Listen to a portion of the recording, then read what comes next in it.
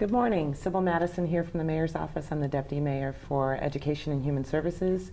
Glad to have you back with us for The Doc is In, Ask Dr. Arwady. We're really happy to be here with you, Dr. Arwady. We want people to ask questions, and you can put them in the comment box below. You can also use the hashtag Ask Dr. Arwady, and we will get to those questions. It's really important to us that you have an opportunity to ask the doctor herself about your questions about COVID-19. So, Dr. Arwady, why don't we start with just an update for everybody on where we're at? All right, great. And we really are looking at questions. If you like particular questions, we don't get to them, we'll try to get to them the next day. I promise we're doing the best we can to keep up with everybody's questions. So first, I want to remind everybody about the website. So chicago.gov/coronavirus is where you can get the latest information about what is happening with coronavirus here in Chicago. It's got lots of guidance in there. There's information in English and Spanish. We're adding things every day. And so when you have questions, that's a great place to start. But also, every day we are updating that website with our Chicago situation. So right at the top on data, you'll see some pages that look like this that actually have the details, and that's what I'm going to talk through. So as of now, we have 63 cases of coronavirus in Chicago residents. And sadly, we also have had one death now in a Chicago resident. People probably saw that announced in the news yesterday. And I just want to really start by saying that that's what we've been hoping to avoid. We know when we look at this woman, unfortunately, who died, she was in her 60s. She did have underlying medical conditions of the same kinds that we've been talking about. She had been ill and in the hospital, and despite a lot of work, unfortunately, she passed. And I really, all of our thoughts are really with her family. And I know that news like a death in Chicago can start to make this feel very real for people, if it is not already feeling real. And one of the reasons we've been so strong, and one of the things I want people to hear, and I'm never going to go through one of these without saying it, is about our vulnerable populations. People over 60, especially over 70, over 80, really over 90, with underlying health conditions. Those are the people we want to be protecting. We want those people home. We want people who are in their homes thinking about not exposing them if they're sick, really helping to bring them food and other things that they need. So that was really a not good development. Also, though, where we look at the numbers overall, so in Chicago, the 63 cases and the one death. In Illinois, we're up to 160 cases, still with just that one death in Chicago. Folks may have also seen in the news that there is a cluster of cases in a nursing home, a long-term care facility in DuPage County. That's a big deal. It's not here in Chicago, but that again is exactly the scenario we're trying to avoid.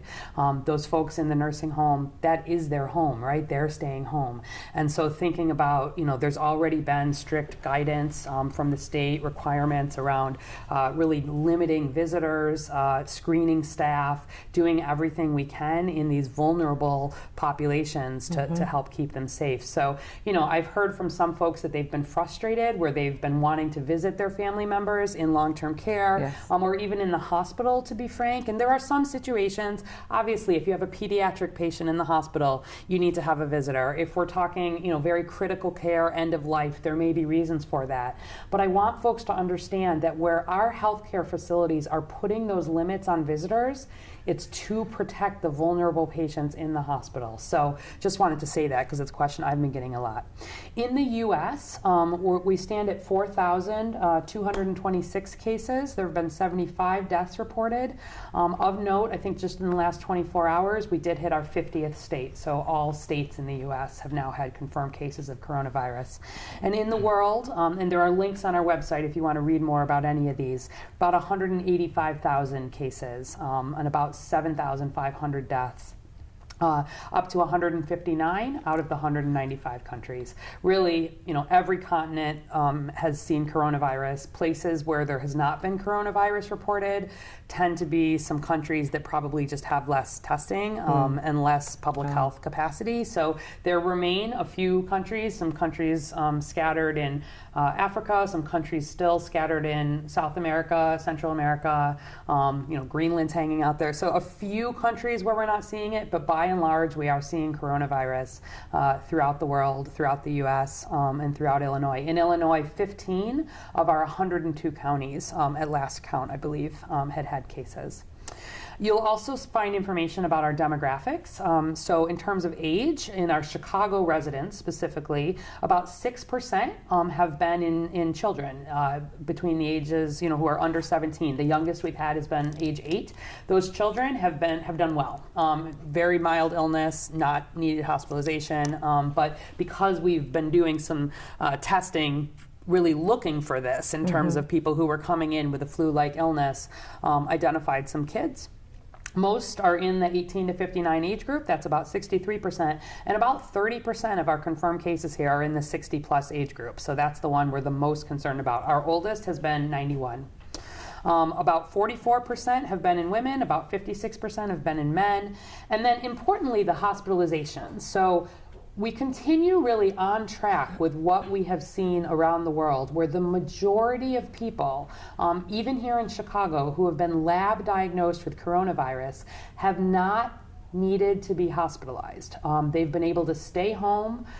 They have a mild illness, but they recover. They don't need hospitalization. So we're at about 72% of our cases here in Chicago have not needed hospitalization, whereas about 28% have needed hospitalization at any point. Some of those have been hospitalized, but have since been released home.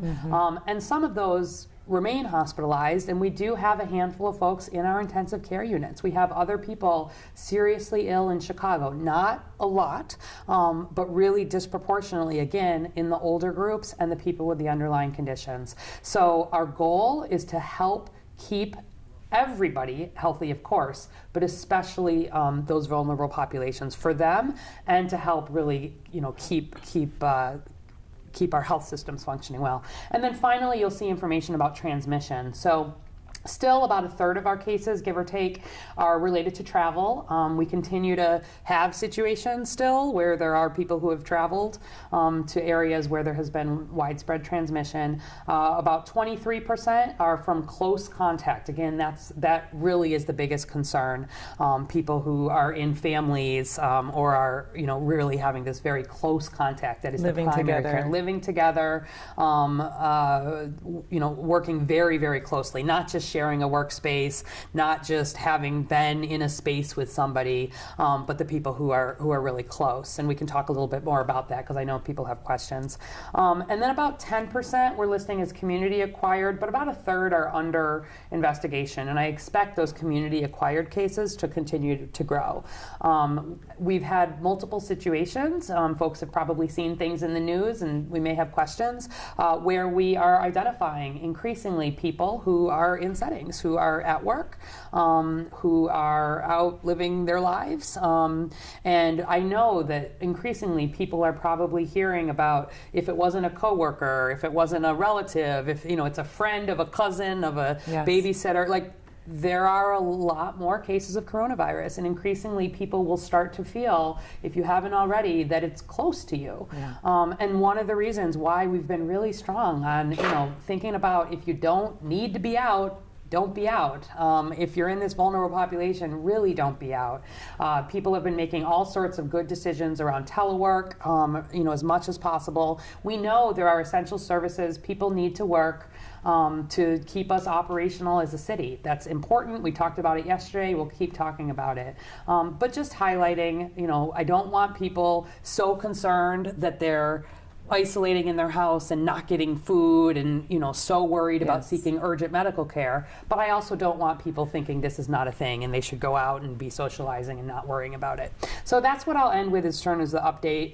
We will try not to take more than 10 minutes for that, and then really get to questions. Yes, speaking of which, we do have questions here, Doctor. And one is related to what you just said. People are concerned about being outside. So at Oki, Valeria from Twitter, is it safe to go for a run in my neighborhood or on the lakefront? Yeah, very good question. So yes, it is safe for people not just to go for a run, but to go out for a walk, to sit on your porch, to be in your yard. If you're doing that with nobody else around you, if you're not in touch, there's literally no risk of doing that. If you're doing that with the people who are in your family that you're already close with, there's not any additional exposure. In fact, sort of being in the air is probably good. So I know people are so, it's a great question because people are so worried, but it is appropriate and good for people to be stepping out, short walks in the area, where they live, doing short runs in the area where they live. If you're not interfacing with people, you're not in that 6 foot, this social distancing we're talking about, it's not in the air broadly, and it's safe for you to do that and good for your mental health to do that. So you can all go sit on your porch if you've got a porch and you're sitting by yourself, no problem. Somewhat related to that, there are a lot of parents who have kids at home because they're not in school. Yes. Is it okay for them to be on the playground? Yeah, so broadly, yes. I think, again, we're trying to sort of keep people separate from each other as much as they can. But, I've got a couple of nephews and a niece who live locally here, and they've been out. In fact, my nephew was out riding his bike yesterday and fell off and broke his arm and needed to go to the emergency department, right? Where something is happening that people need urgent medical care for.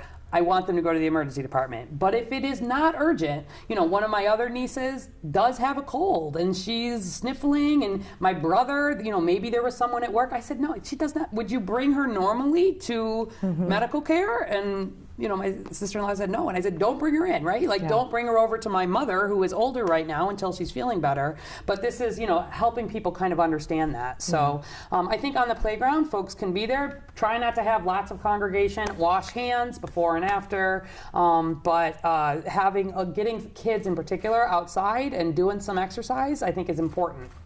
Okay.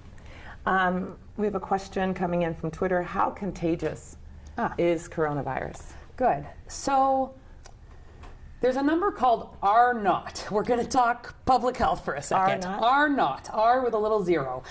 It's a public health number that we use to actually predict if there is one person with a disease, how many people are they likely to infect in a population that is not immune, not vaccinated, et cetera, which would be our population for this.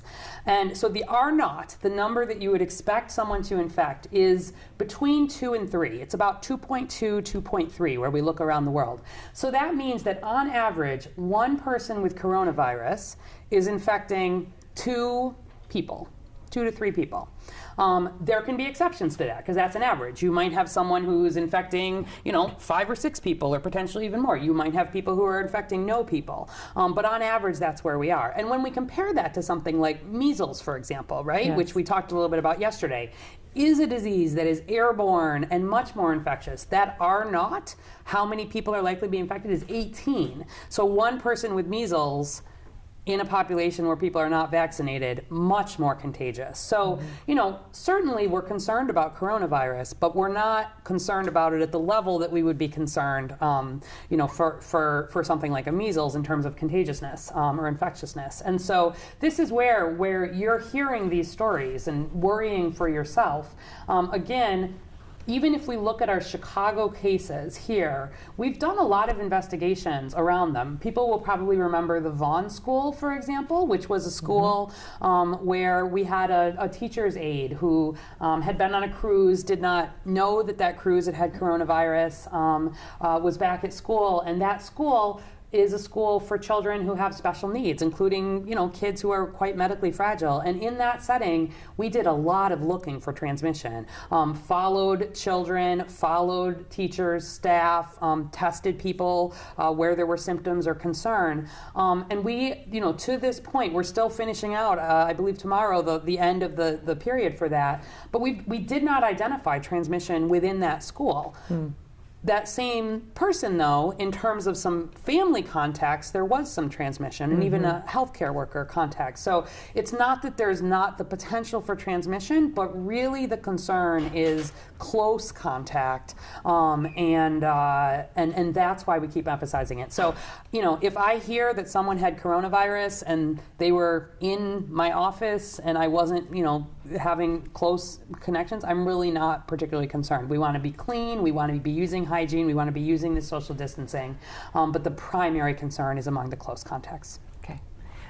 Sally Yaritza Ortiz Vicente from Facebook asks, what should people who believe they have it but have a good immune system do to get better? Do you need to go to the hospital, or can you just stay home? Okay, thank you for that question. That's a very good question.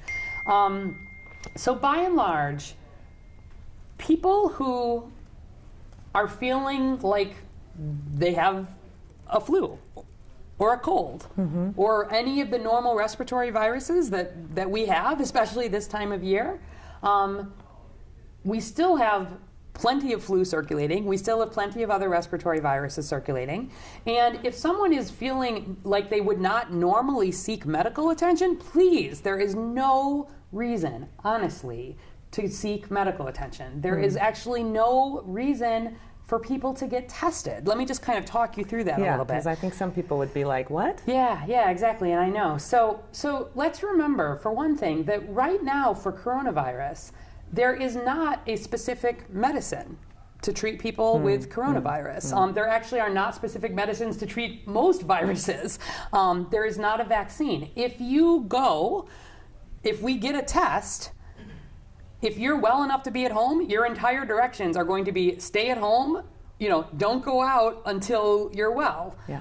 If you don't get a test, your directions are go home, stay at home until you're well. Yes. You know, and obviously don't be, as much as you can, don't be interfacing with others, especially those who are older.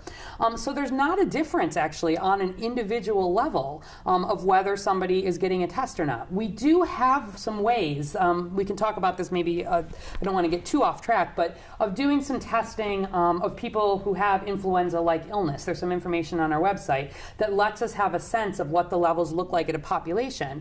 But in terms of the actual, on an individual level, you don't need a test. You don't need medical care. If you're having a mild illness, there's a good chance it's just the flu or a regular virus. Even if it's coronavirus, most people don't have to be hospitalized, recover fine, stay home. When you go out, you run the risk of spreading this disease. When you go into the healthcare system, say you had coronavirus, you have the potential to spread it, and if you don't have coronavirus, you have the potential to pick it up from other people in the healthcare system who may have it. So if you are home and you're feeling like you have potentially, you know, some flu-like symptoms, certainly you can call your doctor if you have questions. People who have underlying conditions, people who are older, I want them to have a lower threshold for calling and talking about it. And certainly if you're really, you know, you're starting to really feel like you're having trouble breathing or you would normally seek medical care, I want you to seek medical care. And I've been getting some of these same questions for what should I do if I have some kind of underlying illness anyway, right? So I regularly go and get a particular treatment. Should I not be getting that treatment? You need to be talking to your doctor. By and large, people who are in care for important medical things need to keep that care. We are doing everything that we can in the healthcare setting. We're using personal protective equipment. We're using what we can so that people who have serious needs need to get the medical care. And this can be a tricky line. And if people have more questions, put them in, and we'll keep talking about it. But we've advised hospitals, for example, to put a delay on elective procedures. If you don't need to get it, it's a time to wait. If you can have conversations with your doctor, get your medicines refilled without having to go in, that's fine. If you wouldn't normally seek medical care, please do not seek medical care just because this is going on. But if you're feeling like you normally would, obviously we would go from there. Yeah, I got a message from my doctor that said we're not going to do well visits right now. Yes, so exactly. Along those lines. Exactly. Okay.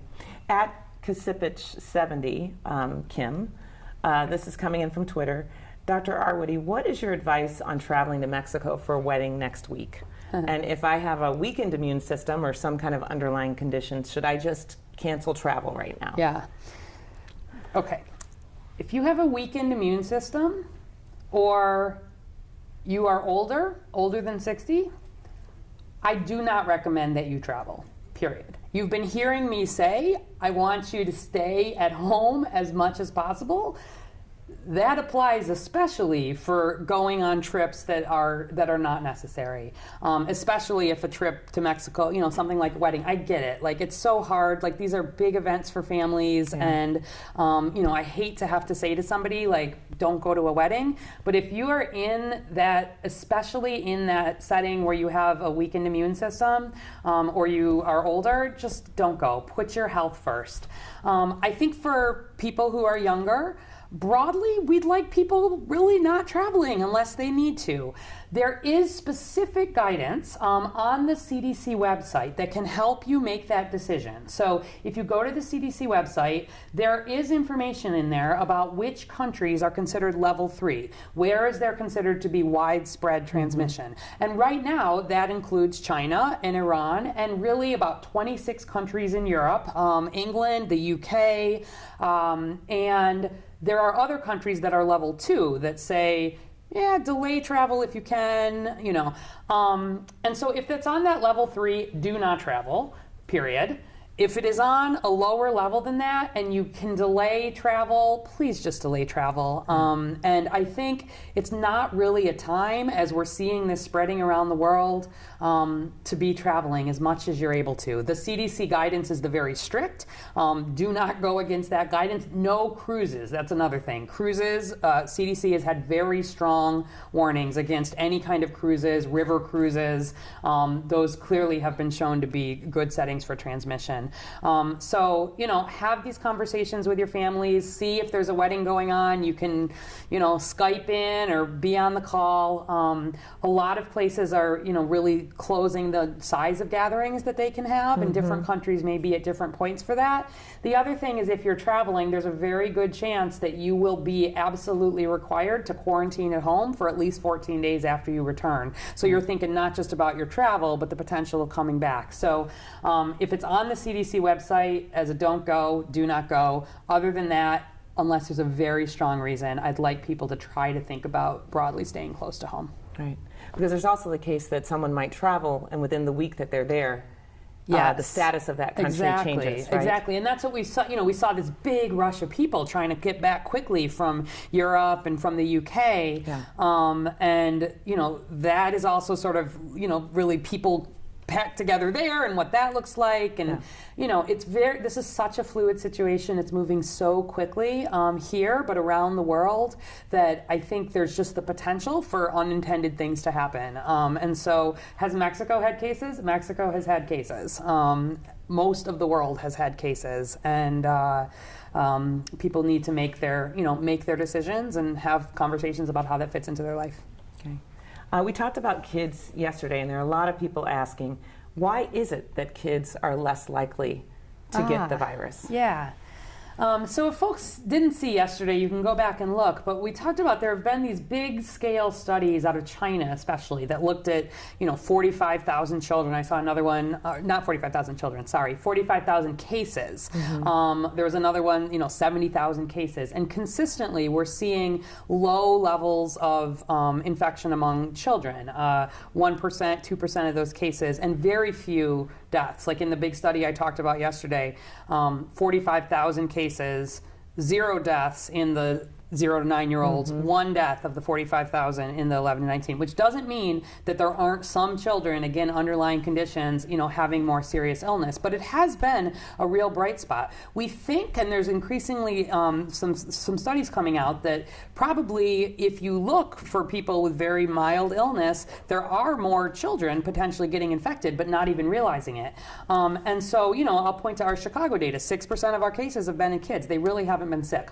There's really interesting science, actually, about why kids may be less likely to be infected. One is that this novel coronavirus is just one of a lot of different kinds of coronavirus in the family. Common cold is often caused by another coronavirus. We know kids have a lot of colds, and it may be that just they're having so many other things. There's actually some thought that the receptor actually in the cells where the virus itself comes in, like the virus is this, it's shaped like a crown, that's where coronavirus comes in, that sort of the shape of the receptor itself may not be fully mature in kids, and so potentially the virus has a harder time getting in. Kids have healthier lungs broadly. They haven't had lifetimes of smoking potentially or exposure. They're less likely to have underlying conditions. And then also kids' immune systems may just respond differently. In a lot of cases, it's not so much that the virus itself may be what's causing the serious illness as the body's sort of overactive immune response to it in adults. Kids may have less of an immune response and therefore less likely to have symptoms and then less likely to get seriously ill. So it's really an open question. Lots of research happening points to the fact that really every day we learn more about this virus, and I want to use this opportunity to answer these kinds of questions. So thanks for people who are asking that kind and really all questions. Yeah. I see how excited you're getting talking about the science, and I think that's been it's been wonderful to know that the decisions that have been been made at the city level have been driven by science and by data. Yeah, exactly. It's this. The last thing that we want, right, is anything like this to happen. But making sure that the decisions we're making are based on science as much as we can, using that to model, using that to make projections. That's what we do at the Chicago Department of Public Health, and that's where I want people to have some understanding. Well, thank you. Thank you, Dr. Arwady. Thank you. We'll be back again tomorrow at 11. Please keep the questions going, even though this is ending. And remember, it's hashtag Ask Dr. Arwady. We will be compiling these questions, and we'll come back tomorrow and start all over again, answering these questions for you. Thank you for being with us today. Thank you.